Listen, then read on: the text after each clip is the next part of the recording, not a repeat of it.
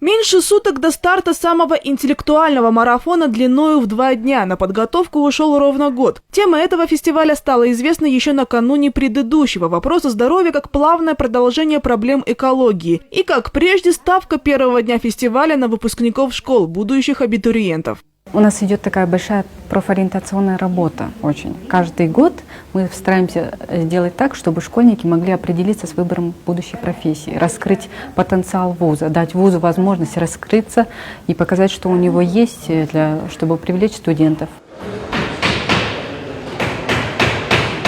Работа кипит и в самом КГМА. Мастер-классы и демонстрационные будут на всех 4 этажах медакадемии. В фойе первого этажа уже завтра будут открыты импровизированные кабинеты специалистов. Самое интригующее название у стоматолога – «Зубная фея». В общей сложности в первый день фестиваля завтра будет занято 200 человек. Объяснять и показывать, проводить экскурсии – все это будут делать студенты старших курсов медакадемии. Попробовать свои силы можно будет на мастер-классе экстремальной хирургии. Завтра мы нацелены на показ тех ситуаций, которые могут попасться каждому в жизни.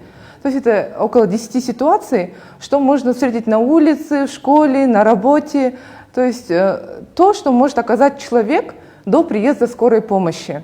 Увидеть внутренний мир человека под микроскопом вполне реально, считают на кафедре гистологии. К завтрашнему фестивалю образования здесь подготовлено 5 образцов, самых интересных. Костная ткань – то, что составляет основу нашего скелета, мозжечок – центр равновесия, ткани мышц, кровь, ее структура. Обещают, от микроскопов желающих посмотреть все это на клеточном уровне будет не оторвать. На этом основана и нанотехнология.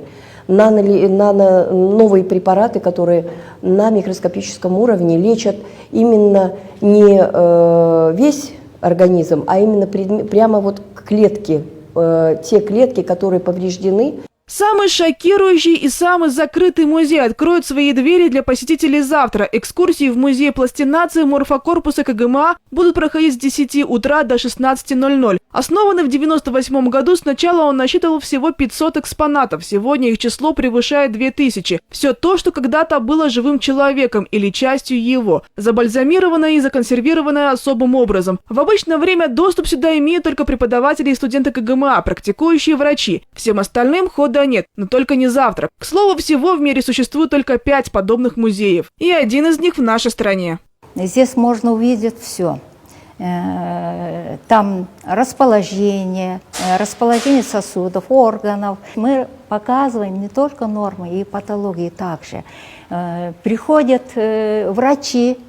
Обычно перед операцией тоже им интересно, чтобы еще один раз посмотреть и правильно сделать оперативное вмешательство. Второй день фестиваля образования пройдет в центре Бишкека. Начало в 10 утра у памятника Курманджан-Датке. Программа не менее насыщенная. Мастер-классы по рукоделию и прикладному искусству, показательные выступления спортивных секций и танцевальных коллективов, выставка-продажа книг и ярмарка цветов «Цветочный рай». Скучать не придется. Юлия Кулешова, Урмат Мамбеталиев, 5 канал.